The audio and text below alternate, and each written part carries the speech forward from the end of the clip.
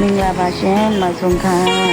မော်တို့လည်းအပြင်မထွက်တာကြာလို့လေဒီနေ့အပြင်ထွက်မယ်ပေါ့နော်နောက်ပြီးတဲ့ခါကျတော့လေအပြင်ထွက်တိုင်းလေဒီနေရာမှာလေအမြဲတမ်းပိတ်နေလို့လေနော်ဒီမြေအောင်လိုင်ကောင်းလေးကိုဒီနေ့လိုက်ကြည့်ကြရအောင်မော်တို့နဲ့အတူတူမော်လည်းတစ်ခါမှမရောက်ဘူးဒီပါအောင်နော်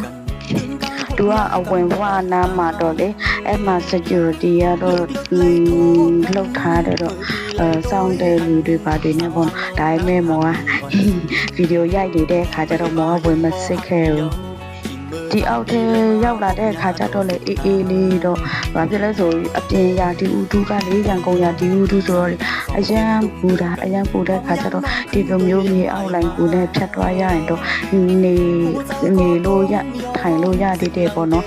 ခန္ဓာသေးတယ်ဒီလားဒီအောက်ထဲမှာတော့အေးနေတာပဲဆိုင်လေးတွေလည်းအစုံပဲတော့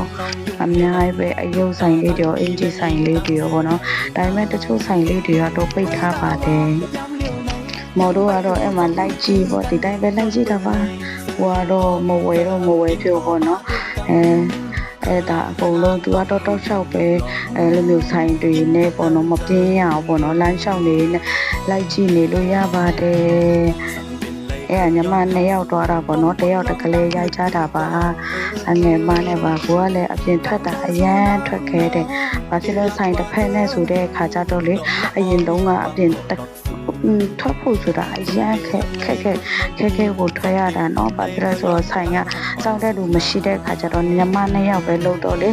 တယောက်ထွက်ရင်ဆိုင်ကပိတ်ရုံပဲအဲ့လိုမျိုးဆိုတဲ့ခါကျတော့မထွက်ဖြစ်ဘူးပေါ့เนาะဒီနေ့ကတော့ပြောရမယ်ဆိုရင်ဖက်တပတ်ဆုံးအချိန်နောက်ဆန်တင်းစံမလို့ပဲနေပေါ့နော်အပြင်ထွက်ရတဲ့အချိန်ပေါ့နော်အဲတော့ Junction Square ရှောက်သွားမယ်ရှောက်လမ်းလေးပေါ်ရောက်နေပါပြီကွန်တတွေထွေးတဲ့ပုံလေးရချစ်စရာလေးပါနော်